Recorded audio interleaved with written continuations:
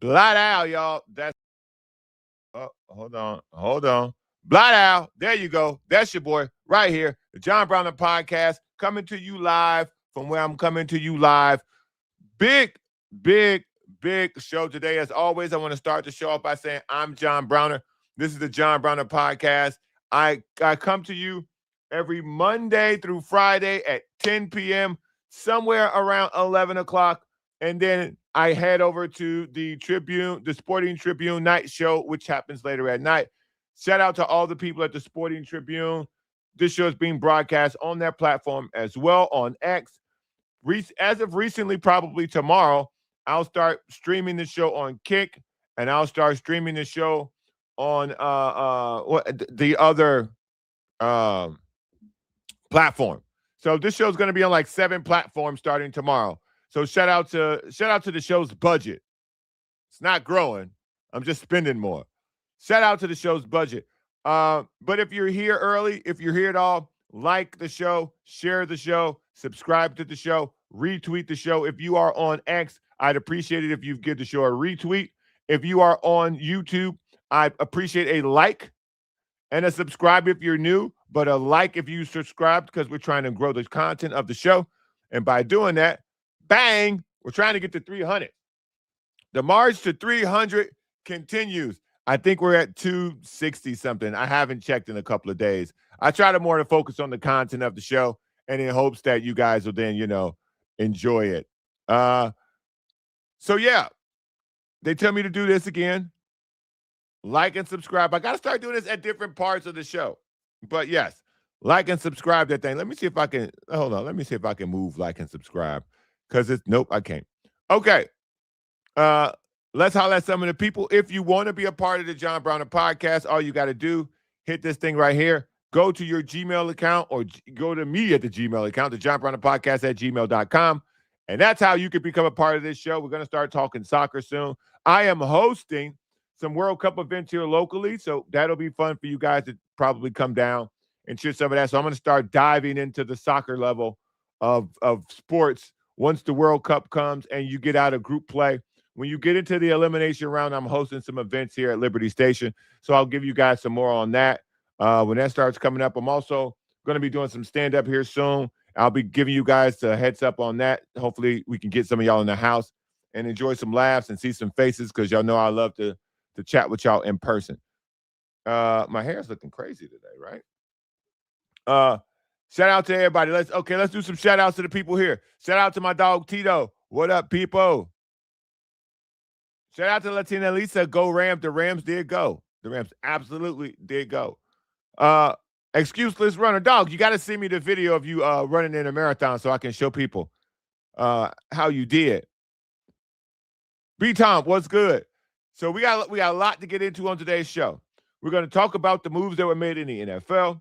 We're going to talk about if the Knicks can actually do it. We're going to talk about the Padres. But before I do any of that, I want to talk about something that I did a couple days ago.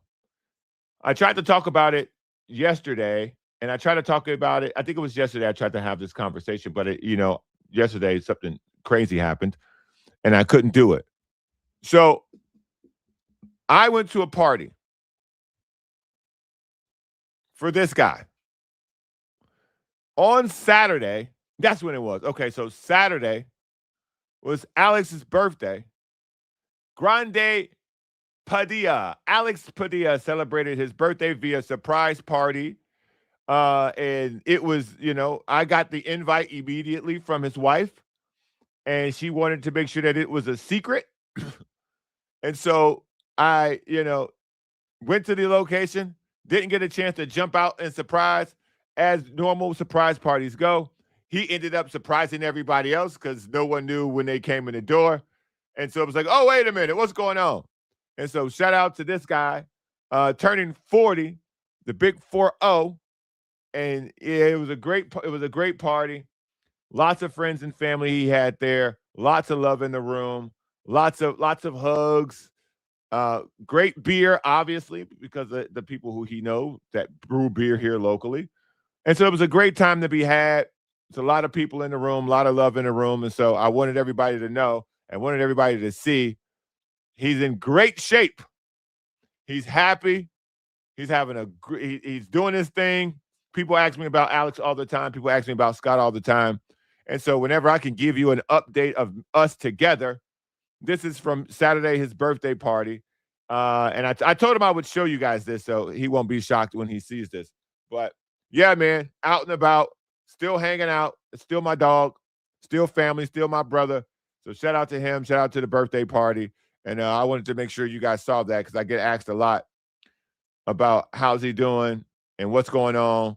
And I wanted to make sure I provided an update to that. Hold on, I got to fix something because this, again, one man crew. So sometimes things get crazy. I don't know who left this open, but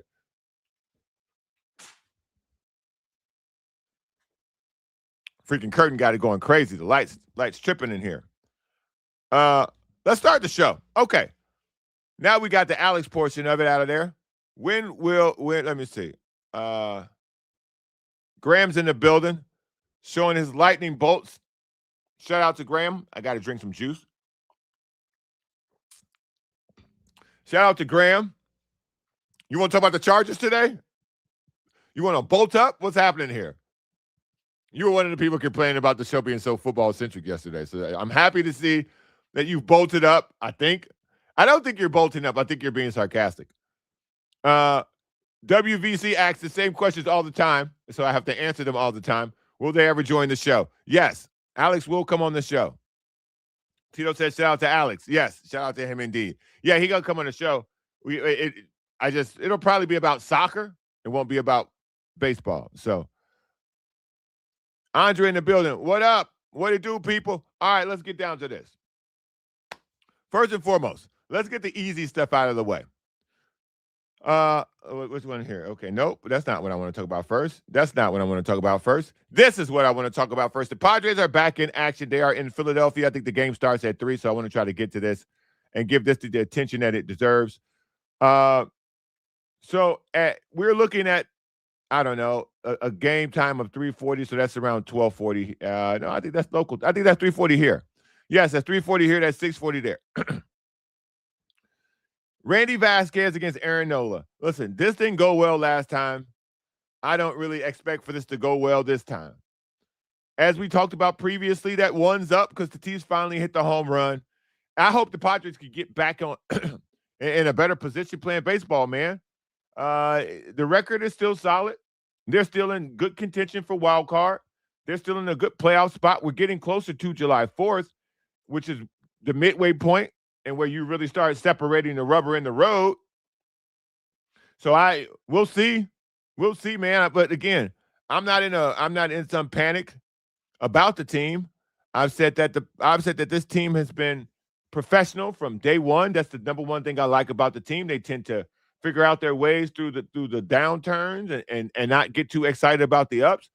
I think the Tatis home run was a weight off of everyone's shoulders. And now I thought that was going to be a situation where now they can turn the tide and start, move on to something else. But they lost 6 out of 7 games. And so it's hard to kind of, ride silver linings to success if you don't really have game wins. These statistical wins are few and far between, if you ask me, in such a long season, and having them be struggling after, dropping 2 to the Nationals, who are playing better this year, but that's a team you should beat. Philly came into San Diego and gave them the business. So I'm expecting the Padres to get a little get back at least, especially on a guy like Aaron Nola, who, was dealing against us last time. But Aaron Nola's sitting with a 5 ERA and a 3.4 win-loss record for pitchers. It's kind of, iffy if you ask me, because they're not in charge of getting hits unless you're Ohtani. So with a 5.72 ERA, he's given up 10 home runs. Like Randy Vasquez is a better pitcher than him. Pretty much. Randy Vasquez has had a much better year than Aaron Nola, but that didn't stop them last time. So, like I said, the Padres are back in action. I don't know. The Padres calling up Bowen. Look, man, I have the same, I guess, belief or feeling about minor league players. Show me. That's it. That's all. Show me. If you show me success from a minor league player, now I'm excited. This is why when they gave away DeFreeze to get Miller, I'm like, give me Miller. Now this idea of I'm excited about Ethan Salas, but because I haven't seen Ethan Salas play not a single inning of meaningful baseball, I'm good. Whenever he comes, he comes. And clearly he's not Tatis level good or Merrill level good because he'd be here. And I know he's 19 years old. Cool, bro. If he was already, he's 19, he's been hurt 2 times. One of them has been either spinal or neck. A catcher with a bad back is never good. I don't care how old you are. The earlier that bad back acts up, the worse it'll be going forward. So all the hope I had for that is kind of, that's kind of washed away. So whether Bowen comes up and is successful or not, whatever. Show it to me. I need action. I need action right now. I don't need no more hopes of prospects. The Padres are past prospects, man. The Padres are now in the business of getting wins, bro. They're in the process of getting wins. Can he provide an offensive boost? I don't know.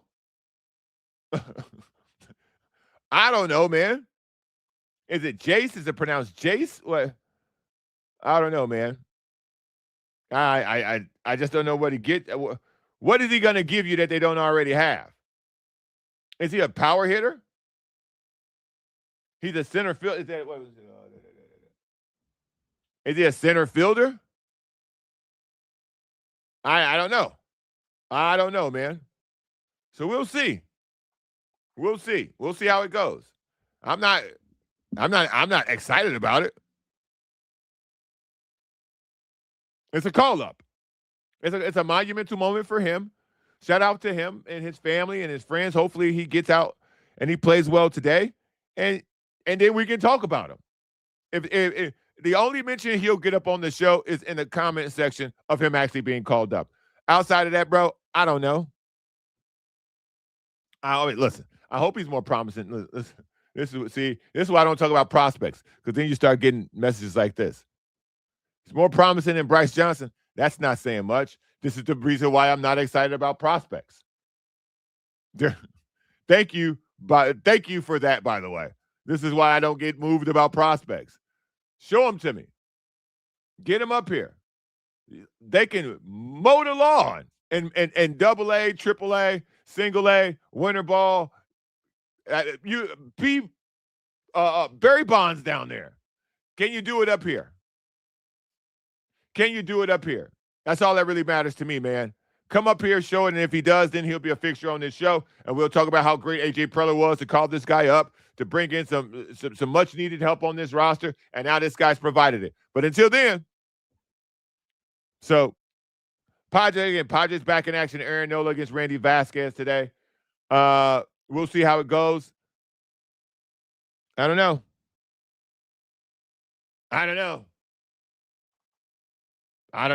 I like the Padres, man. Again, I think they're in a great position as far as you knew you weren't going to win the division. And so you don't really know where you're going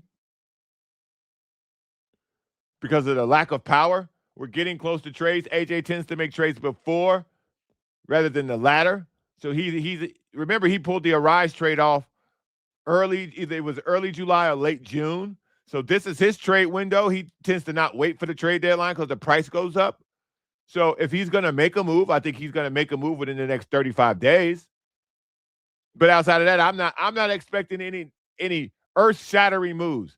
This Tariq Skubal talk, that's nonsense to me, in my opinion. That's nonsense. He's got a damaged arm. I don't care what Drew Rosenhaus says. Not Drew Rosenhaus, I'm sorry. Who is the agent for who's the Scott Boras. I don't care what Scott Boras says. Tariq Skubal has an injured arm. Do not trade any prospects for him. He's got an injured arm as the throwing arm on the pitcher. I'll pass. No, absolutely not in that particular department. Manny has been on Ass Island for a long time. Anybody bats 100, you're on Ass Island. I'm working on a new graphic for Ass Island to kind of show the participants at Ass Island. I don't know if I'm going to do an airport entry line or another beach line. So I don't know. But I think I'm going to do like a now arriving at Ass Island, and it'll be like a boat. You know how they do gone fishing on TNT? It'll be like a boat now arriving in Ass Island, and you'll see the boat with people on it. At this point, it's going to be a yacht by the amount of people that's on it at this point. So, yeah, but we'll get there. We'll chitty chat about it. It'll happen. But again, Padres, Phillies today, 3:40 our time. I think let me double check. 3:40 our time. Randy Vasquez versus Aaron Nola. Some stats for you. Manny Machado leads the team in home runs, batting 174. So go do what you want with that. He's also leads the team in RBIs with 30. Fernando Tatis leads the team in batting average, which is great news. Great news if you're a Padre or a Padre fan. That's a great sign. As always, if you're new to the show, I'm John Brown. This is the John Browner Podcast. Like, share, subscribe. If you're on X, share the show. If you are on YouTube, like the show and subscribe to the show. If you're new, we do this every day, Monday through Friday from 10 o'clock, somewhere near 11, depending on what happens. I feel like I could have talked about the Aaron Donald situation. Aaron Donald, listen to me. The Myles Garrett situation for hours. 4 hours, my man. I could have talked about that 4 hours. Are you doing this is always tricky. Are you doing an in-game live show on Thursday since they start at 10:05? These are tricky to do because I get copyrighted a lot on this show because I tend to use video from places and I haven't necessarily figured out the tricks around the bend so that the show is not copyrighted. So every copyrighted show basically is me giving the show away for free, which I'm doing anyway. But maybe I just don't want to get taken down. I don't want to have a show taken down and get a strike on my account because I'm watching the game and you can't legally give play-by-play. So you can comment on what's happening in the game, but you can't show visuals and you can't give play-by-play. So I may put it up on a screen here and kind of chitty chat about it while we're doing other stuff. So we'll see. But again, like the show, subscribe to the show. If you're on X, retweet the show. I'd appreciate it. Let's break down this. So yesterday, obviously, you guys know I had a massive yelling explosion about Myles Garrett being traded to the Browns for Jared Verse next year, a first-round pick next year, and then I guess it's 2 picks down the road. Those picks are, whatever to me because they won't be Myles Garrett. Then later in the day, the A.J. Brown deal, which, everybody knew was happening, came down. And it got me thinking about the NFL landscape because we also remember Trey Hendrickson moved teams. He's now he went from Cincinnati to Baltimore. Malik Willis went from the Packers to the Dolphins, which if you saw Malik Willis throw the opening pitch at a Dolphins game, at a Marlins game, you're worried because that was a terrible pitch. But there's a lot happening. There's a lot happening with the NFL this offseason. And so I wanted to kind of talk about the 2 trades that we remember that are fresh in our minds about whether or not these are good moves. Now, if you're a Philadelphia Eagle fan, I got to tell you, I don't think this is good for you. A.J. Brown is a massive talent. Devontae Smith is a massive talent. Saquon Barkley is a massive talent. The Eagles haven't been the same for a very long time. And removing talent from that roster, I don't think that's the answer. I think taking A.J. Brown off that roster will not lift the cloud of whatever it is off that roster because I think the issue with that roster, I think the issue with the Eagles is Jalen Hurts. I do not think the problem was A.J. Brown. I think Jalen Hurts' inability to be anything more than what he is, and that is a running quarterback, that's what hurt his relationship with A.J. Brown. Devontae Smith, you're about to find out if he's a number 1. I don't know if he's a number 1. I don't think they know if he's a number 1. They hope he is. Saquon Barkley is an otherworldly talent. But if you can start putting 8 in the box because Devontae Smith can't get open, which he has shown no history of not being able to get open. I'm not saying he won't be able to get open because I believe we'll see. But watching them and their behavior, their energy, the sophomoric nature of their coach, the elder statesman behavior of their quarterback, a lot of the things that the Eagles do really seem like they have internal issues. The Eagles' issues seem to bleed out from off the field to on the field. And this is why I think the Eagles have a Jalen Hurts issue. They don't have an A.J. Brown issue. I thought the move would be to, this sounds crazy, but I thought the move would be to find somewhere else for Jalen Hurts to play. Because Howie Roseman rivals as the best front office and best general manager against the Rams. The Rams took a big chunk of that yesterday, and the Eagles followed that up by doing a move that I don't know if this helps them in the immediate. The picks you got, I don't think that's going to help you either. Now, Howie Roseman, again, they're great at drafting. They're great at signing free agents. They're great with manipulating the cap. But watching the Eagles get worse, I don't think that's on my bingo card, man. I really don't. And I don't think removing A.J. Brown from the locker room and putting him on a different team is going to fix what's wrong with the Eagles. The Eagles' issue last year and the year before that seemed to be chemistry. Winning is the greatest perfume when things are shitty. Them winning the Super Bowl really covered up a lot of their their person-to-person dysfunction that they had in their locker room.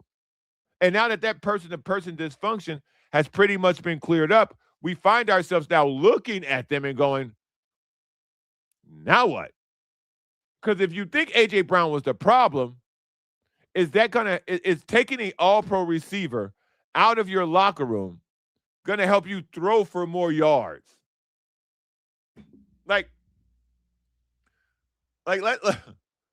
Let's have this conversation. Is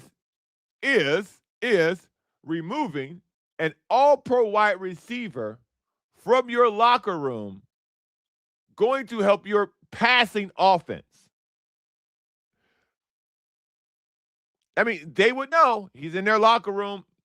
Do you trust Nick Sirianni to scheme up things better when the Eagles playbook has been, in my opinion, and from what I've heard from people who know these things, their playbook has been seen as rudimentary, extremely basic. Do you trust the Nick Sirianni to be able to push and pull to get Jalen Hurts the type of offense that gets guys open? I don't. Jalen Hurts has played great in games. He doesn't light the scoreboard up. That's not what he does. The Eagles are a defense-first, ball control organization. That's how they operate. That's what they do. They've been one of the best at it. Don't get me wrong. I'm not saying that the Eagles' success is somehow fugazi, that it is not real. I'm not saying that. I'm telling you what I see from the Eagles is they have a personality clash issue. And that's why I think removing A.J. Brown from the team will not make them better. I think it's actually going to make them worse because now you're looking at Jalen Hurts only. These moves have you single-handedly. Now you're looking at Jalen Hurts and going, up to you now, big boy. Because I don't think Saquon's ever going to run like that again. I don't think Saquon's ever going to run like that again. I don't think Jalen Hurts is that type of quarterback that can carry a team if the team's not stacked. The day he came on the Eagles, that roster has been stacked by Howie Roseman. And I mean stacked. Even when it was DeAndre Swift in the backfield. They had a great offensive line. They had great running back. They had great wide receivers. The roster has been stacked since the day he got there. And the roster is still stacked. The offensive line is not what it once was because guys retired or guys have moved on through the injury or just gotten old. But the roster is still a very good roster offensively and defensively. So there's no excuses now. If Jalen Hurts can't come through, if Jalen Hurts can't get this team back to the Super Bowl, which I can guarantee you, with the addition of Aaron Donald on the Rams, he's not going to do that. He's not. The Rams have changed the trajectory of how you see a good season if you're in the NFC. If you find a way to make it to the NFC Championship game and you're against the Rams, where the Super Bowl is in Los Angeles. So if you're the Rams, and this is why this trade is so mind-blowing to me. There could be a world where the Rams don't leave Los Angeles for the entirety of their playoff run.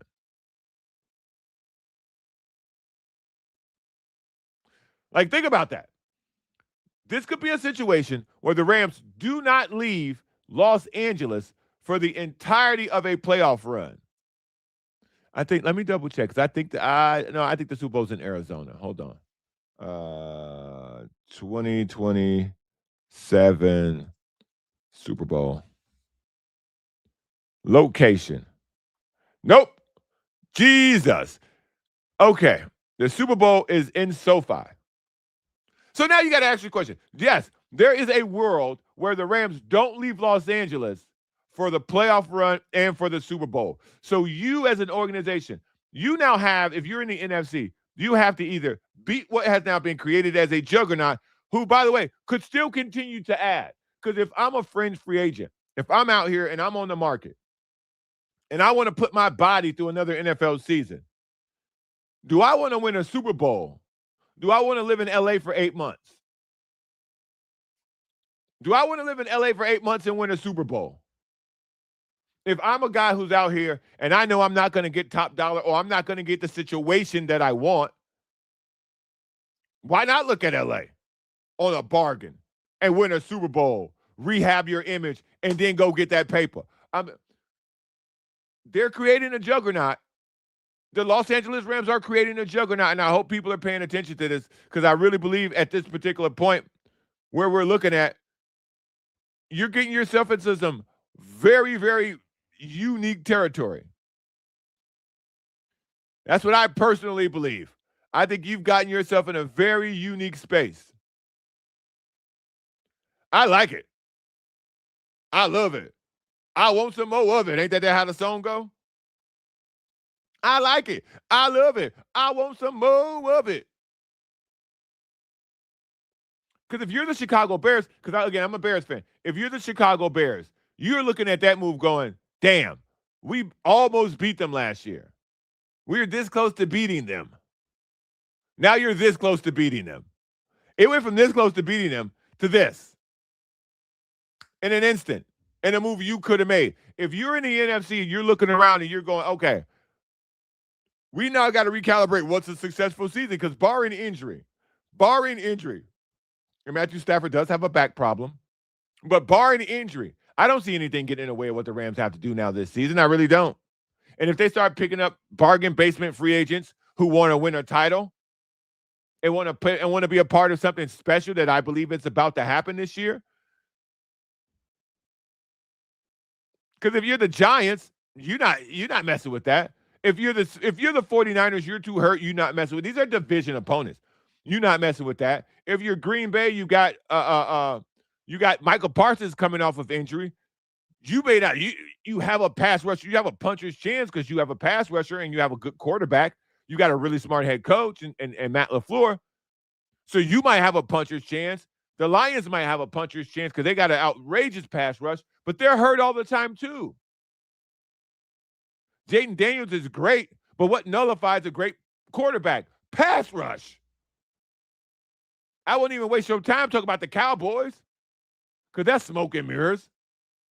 And the Eagles just gave away their best receiver for some ifs and some couldas.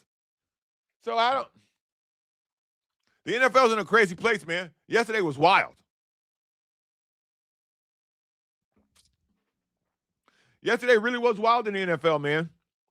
I think a lot changed yesterday. I think a lot changed in favor of the Rams. I think a lot changed in favor of the Patriots. Let's talk about the Patriots side of this trade. The Patriots now get a number one receiver that opens things up for everybody else. They were the surprise team last year. They went from one of the worst teams in the league to the Super Bowl. And so I think they really have a chance to really continue to build on what they had. Their quarterback's on a rookie deal. And now you're moving with a lot of free money to build in other places. Bringing in A.J. Brown, who has a relationship with the head coach. Not like that kind of relationship with the head coach, but he's got a positive working relationship with the head coach. So I really feel like this is a success waiting to happen. I think the Patriots will only get better. Patrick Mahomes is coming back. So the AFC is wide open. I think we need to see what CJ Stroud could turn himself into. We've got to kind of see what happens with the Raiders and that extremely young roster, but talented in certain spots. The Chargers are always going to be there because of the quarterback coach combo. The Broncos have a Bo Nix coming off of injury. The AFC is wide open. Will the Jacksonville Jaguars continue to get better? What's going to happen with Lamar Jackson and a new head coach? Joe Burrow's got the easiest schedule. The Bengals have the easiest schedule according to the way that they structure these things. The Bengals have the easiest schedule in the league. The easiest schedule in the league. I don't know. I really don't know. I really don't know. But I definitely think the Patriots got better with this A.J. Brown trade. I think the Eagles got worse. And it just weakens the NFC. DJ Moore is now playing for the Bills. They got better. Again, here's another situation. Now you're looking at DJ Moore adding to the Bills. So now you give Josh Allen a bona fide weapon. DJ Moore has never had a great quarterback until Caleb Williams came and showed you what DJ Moore could be. DJ Moore made every clutch catch, with the exception of Cole Kmet catching the Hail Mary against the Packers. He made every clutch catch. DJ Moore is a number one wide receiver. DJ Moore is what a number one wide receiver looks like. He can get open. He can make contested catches. You can look for him in times of stress as a quarterback. Josh Allen is going to have another unbelievable season because bringing in DJ Moore will now free up things for Keon Coleman. It will free up a lot of things that Dalton Kincaid. Guys are now going to be more open because DJ Moore is going to command that level of attention. The Bears didn't get better by letting him go. The Bears now have to have people step up. So the NFC, really, everybody got worse while the Rams got better. I can't think of an individual team. You could say the Vikings made the move with Kyler Murray, but we don't know about Kyler Murray. We know Kyler Murray don't like to get hit. We know J.J. McCarthy ain't the guy who's not handling that, by the way. He's not handling that properly at all. J.J. McCarthy is competing himself out of the league. What's today? June 2nd. I marked the tape. J.J. McCarthy is competing himself out of the league. The way he's answering questions about the competition between him and Murray it's unsettling. It's borderline unprofessional. You don't need that kind of chatter from a backup quarterback.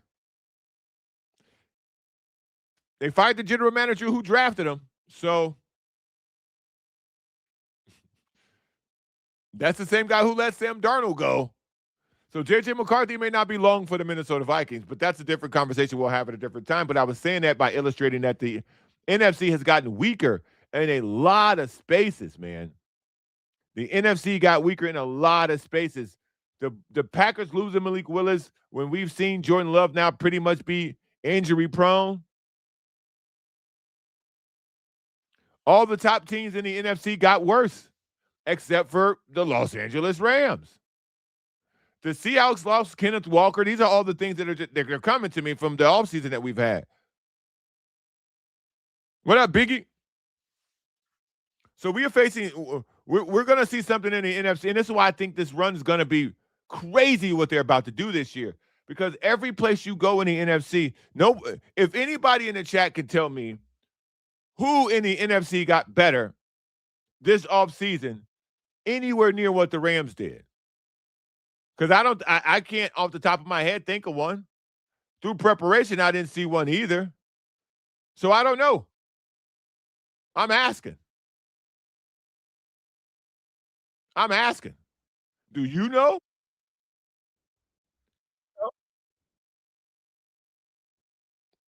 Yeah, that's on me. That's on me.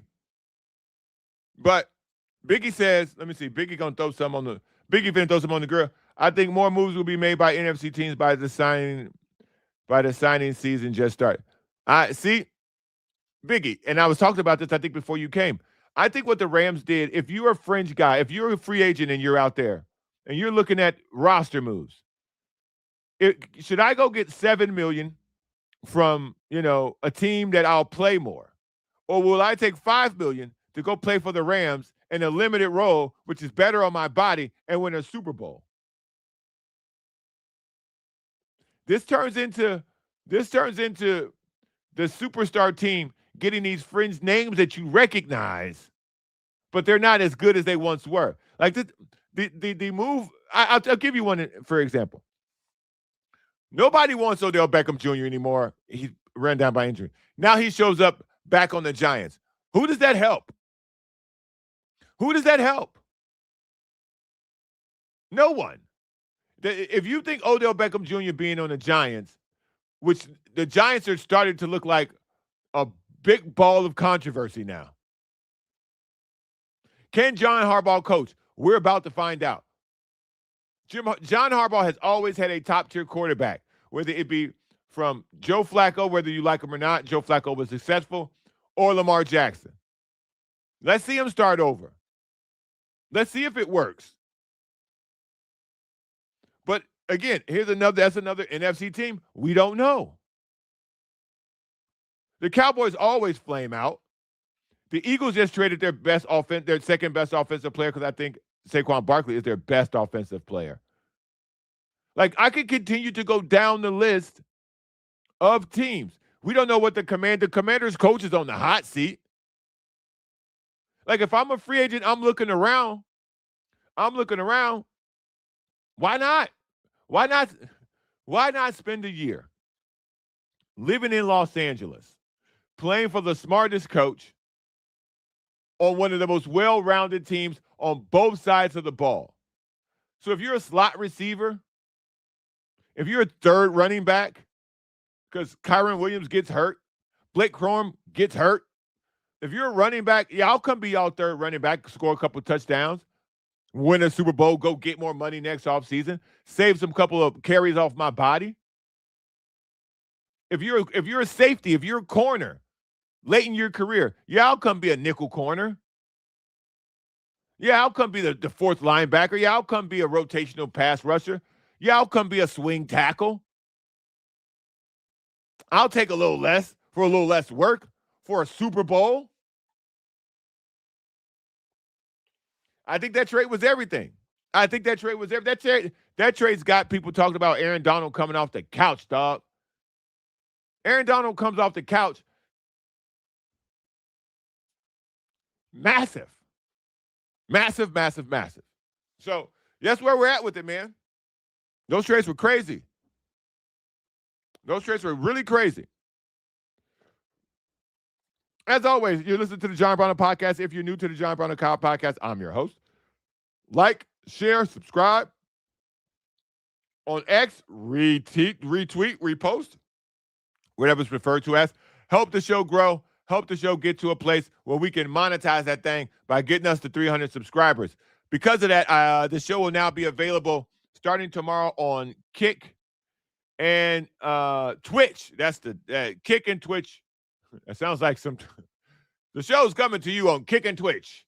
Sounds like some kind of like weird Cartoon Network show, KICK and Twitch. So, yeah, I talked about this earlier today, Biggie, as well. The Rams may not have to leave Los Angeles for a playoff run. You throw that in there too. So the year just got fascinating. This feels like when KD went to the Warriors. Like, you saw something building. You knew something was happening.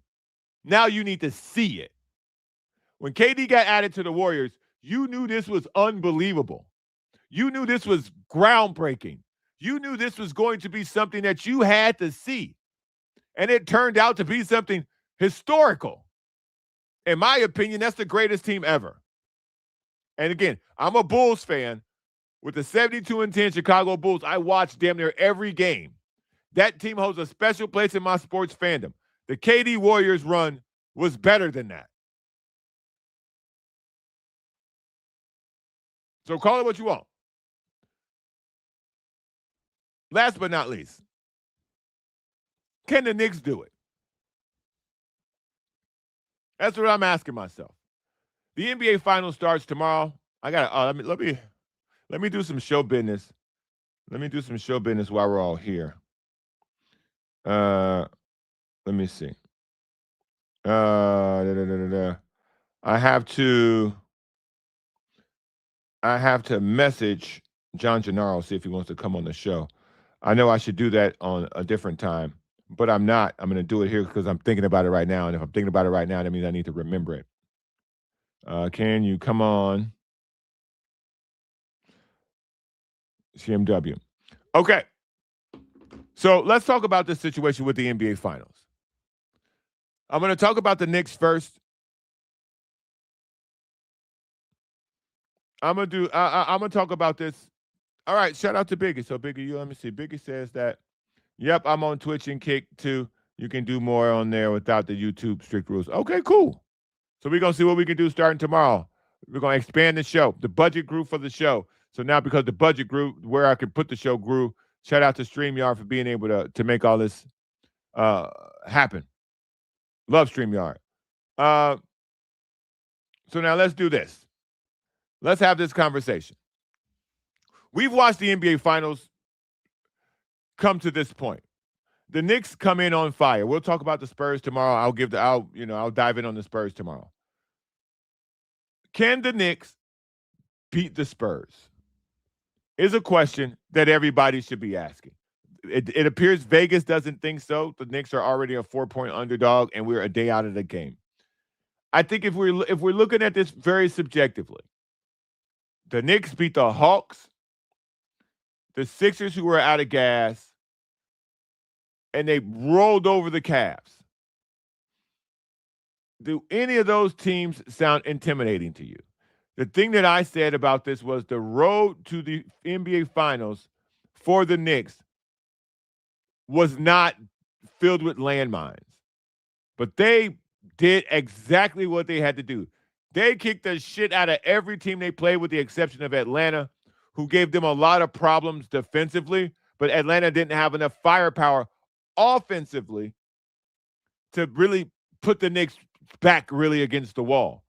So the Knicks beat them in 6, and the Knicks have been cruising ever since. The idea that Jalen Brunson, Karl Anthony Towns, OG Anunoby, Mikal Bridges, Josh Hart, and the trio off the bench can win the NBA Finals against what we saw Wemby go through. So Wemby's road to the finals, the Spurs' road to the finals, was against a defending champion and 2-time MVP and the number 1 seed. They beat an injured Anthony Edwards, but in beating an injured Anthony Edwards, they basically played Rudy Gobert off the court. They made Julius Randle look obsolete at this point and outdated, and 4-1 them. Made it look easy. And in the first round, they dispatched a young, hungry, aggressive Portland Trailblazer team, which was a good starter for them. So I think that the road that the Spurs have had has been harder. But the way for the Knicks to really win this series, Karl Anthony Towns has to play I'm the finals MVP level basketball. That means threes. That means defense. That means assisting the ball. The Knicks are going to have guys play in ways that this is why they brought Mikal Bridges. This is why they gave up 50,011 picks for Mikal Bridges.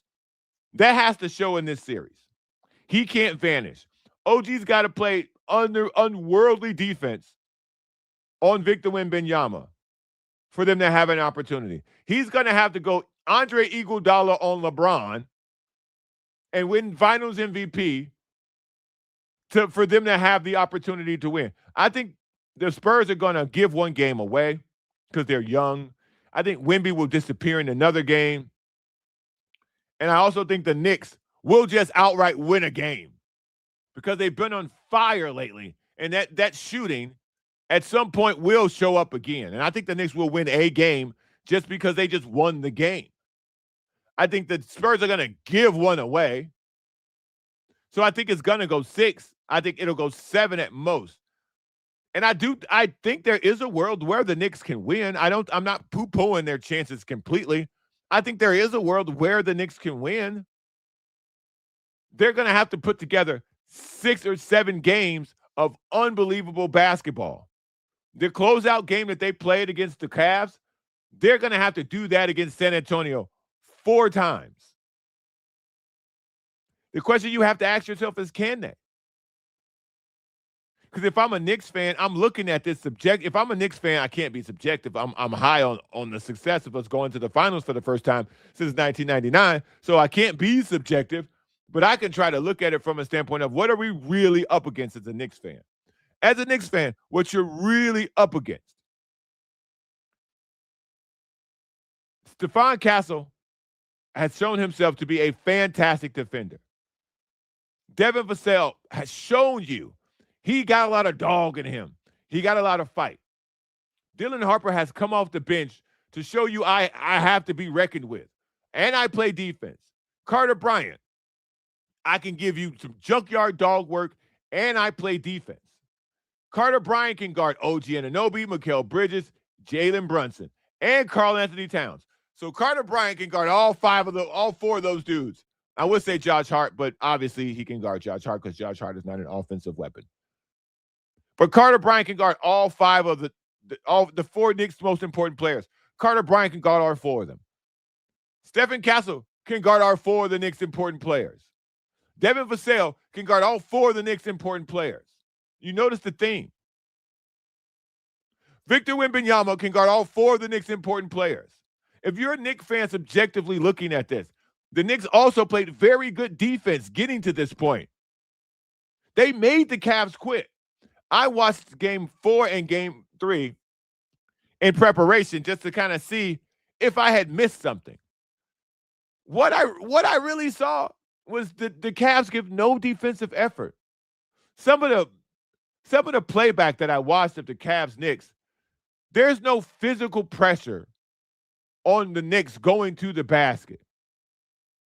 And maybe I was looking at it from a subjective point of view at that point watching it, but what I saw the Cavs give from a defensive effort standpoint is nowhere near what they're about to physically run into versus the Spurs. I don't think the Knicks can be as physical against Wemby as the Thunder were because they need those guys to score points. Hartenstein, whatever he gave you was extra. You need Karl Anthony Towns on the floor being productive. You need OG Anunoby to score points and be productive. They can't get dumb fouls. And Karl Anthony Towns gives you 1.5. So can the Knicks win? Yes, the Knicks can win. But they're going to need a gargantuan effort from guys on both sides of the ball. They did that against the Cavs. But again, you're facing a completely different beast in the San Antonio Spurs. Can the Knicks win? Yes. Will they win? I don't think so. Can they win in 6 and 7 games? Yes. And I've painted that picture for you. But defensively, what we've seen the Spurs do against, because I think SGA is a better player than Brunson. I don't think that's really an argument. The guy's a 2-time MVP, averaging 30 points a game. And Stephen Castle found a way to put him in a vice. The Spurs team defense put him in a vice.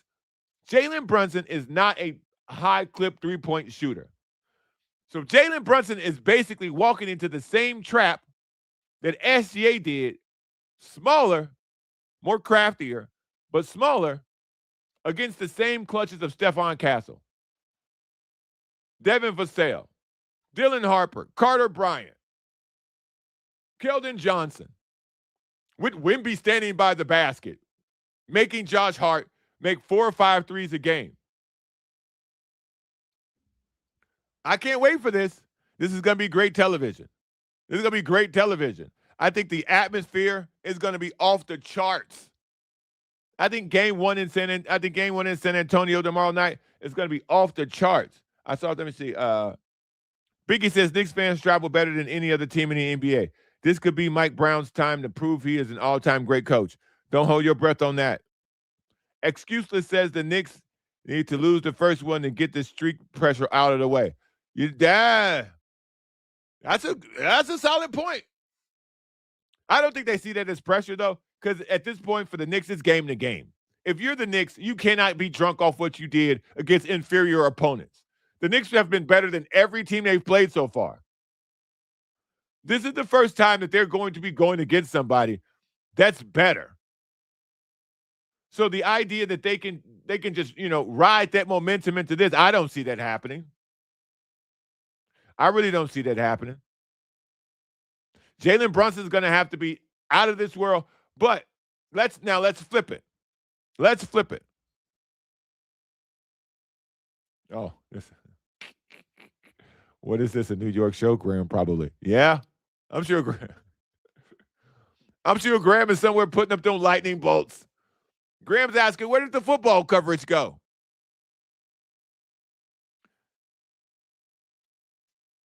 So, look, I think when we look at this, truly subjective, from the Spurs side of it as well, which we'll get more into tomorrow when hopefully John can come on and we can talk about it. If not, I'll find somebody else to come on and talk about it. What we're going to see, easily, in my opinion, is a great defensive effort from both sides of the ball. I think the defense is going to be tremendous in this series. The question is, can Cat and Brunson carry their weight? Because Josh Hart going to do his thing on defense. I think OG Anunoby's going to do his thing on defense. I think Mikal Bridges is going to do his thing on defense. Are those three guys going to be enough? Because the Spurs don't have a weak link on defense. The Spurs do not have a player, and I haven't even talked about De'Aaron Fox. The Spurs don't have a single weakness. The Spurs don't have a guy where you go, leave him open. The Knicks have one in Josh Hart.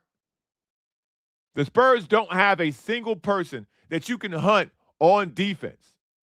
The Knicks have two of them starting. And that's before you put in Deuce McBride. That's before you put in Jose Alvarado. That's before you put in Landry Shamet, who I don't think is a good defender, but who has had an unbelievable playoff run. That's before all these things get brought into the picture, man. So I don't know. Can the Knicks do it? Yeah, they can. Will they? We'll find out. We'll find out. Starting tomorrow, we'll find out. Great show today, man. We talked about the Padres. They're playing the Phillies' Aaron Nola against Vasquez. I always call him Vasquez. Against Randy Vasquez. They took it to the Padres last time here in Petco. It wasn't pretty. That was last week. So now hopefully the Padres will get some revenge starting today at 3:40 local time. The NFL has some crazy trades. We talked about those. And obviously you guys heard me do a little bit of the NFL coverage. So as always, like and share the show. Subscribe, man. Shout out to everybody who was a part of the show today. Love y'all. I'll see y'all tomorrow. I'll see y'all tomorrow on KICK. I'll see y'all tomorrow on Twitch. I'll see y'all tomorrow on YouTube. I'll see y'all tomorrow on X. I might even throw Facebook back in there. Y'all take it easy. Love y'all, man. Peace.